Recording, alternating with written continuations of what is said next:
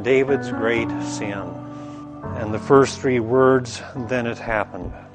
I come back to this chapter. Whenever I read this chapter, whenever I come upon this chapter, I just recoil. I just read it and feel, David, my dear friend, I am so sorry for you.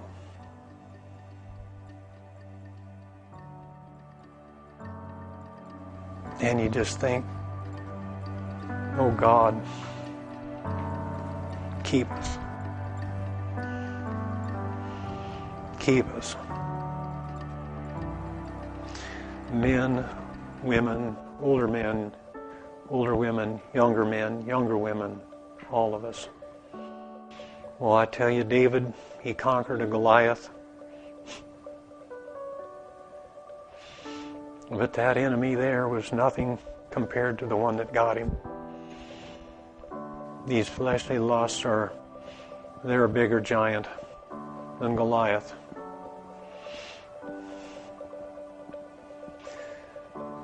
And you look at David's life, and you can't believe it happened.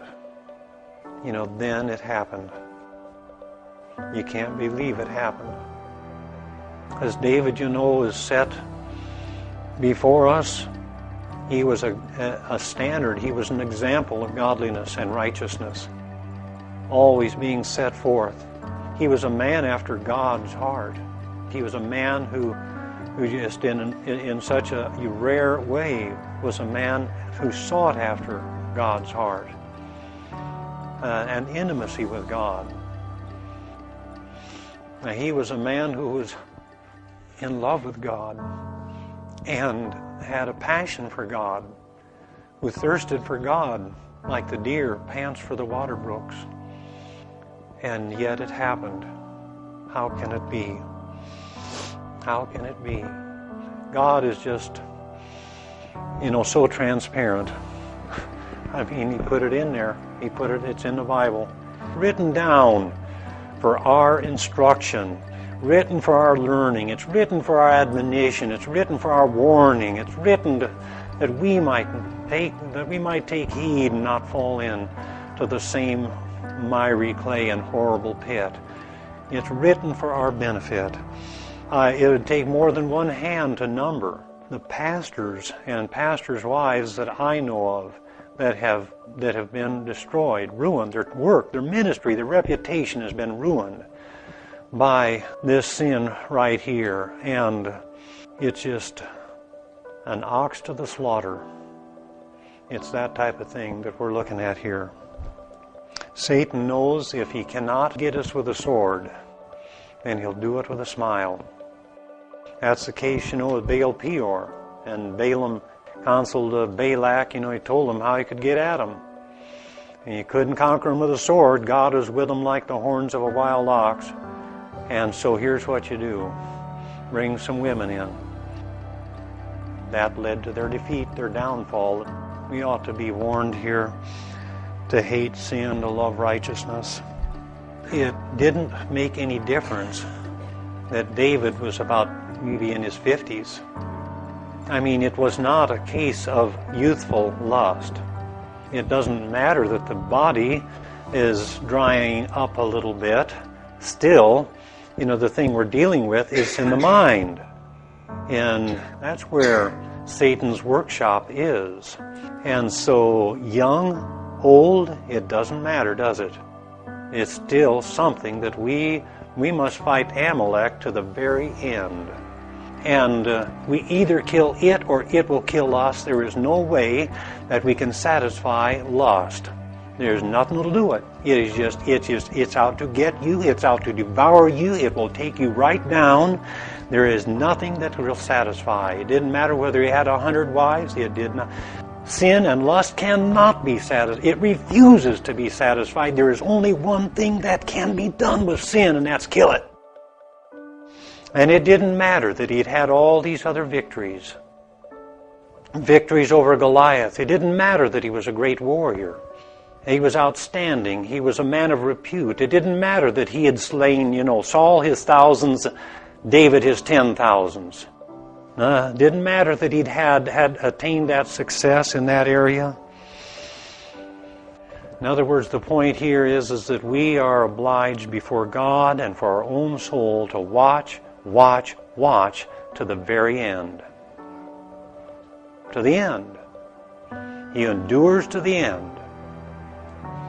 And he walked around on the roof of the king's house, and from the roof he saw a woman. He saw. Man fell with a look. It says she saw that the fruit was good for food. Man fell with a look, and he is saved by a look, looking to Jesus. And so here he saw a woman. The power, do we realize? I think we do. The power of the lust of the eye. I mean, how great a forest was set aflame by such a little fire. Just a look. And the look led to an inquiry, and the inquiry to an invitation, and on it down it went, resulting finally in much death. Here's where it began, a look. I mean, here's a man whose conscience was so sensitive, that he was smitten in his heart when he just snipped Saul's robe. Here his conscience was already hardened and seared, and he tries to cover it up, and the Lord sent Nathan. God uses different means, doesn't he, to come after us, to recover us. I mean, in the case of Peter, it was a rooster's crow and a tender look. In the case of Job, it was just a majestic revelation. And in the case of Jonah, it was some kind of a plant. But here God sent a prophet, a man with a word for him. And Nathan, you can imagine, it was a bit of a challenge, a bit of a daunting thing for him to go and reprove this king. Finally tells him, verse 7, you are the man I'm talking about. And David was smitten and repented. Verse 13, I have sinned against the Lord. And Nathan said to David, the Lord has also taken away your sin, and you'll not die. So David was spared, and you can understand the overflow in his Psalms. In Psalm 32, how blessed is the man whose sin is forgiven, whose iniquity was covered. And David was spared, but there were consequences. There was much death resulting from his sin. Incredible. You remember that story about the mountain climber, who was up there alone, and a big rock fell on his arm and pinned him? And he waited for some days, couldn't get free, and finally took his knife and cut his own arm off. And so the Lord says, it's better that you enter into life without a member of your body than to be thrown whole into hell. And we will not be sorry for dealing radically with sin. We will not be sorry for dealing radically with sin.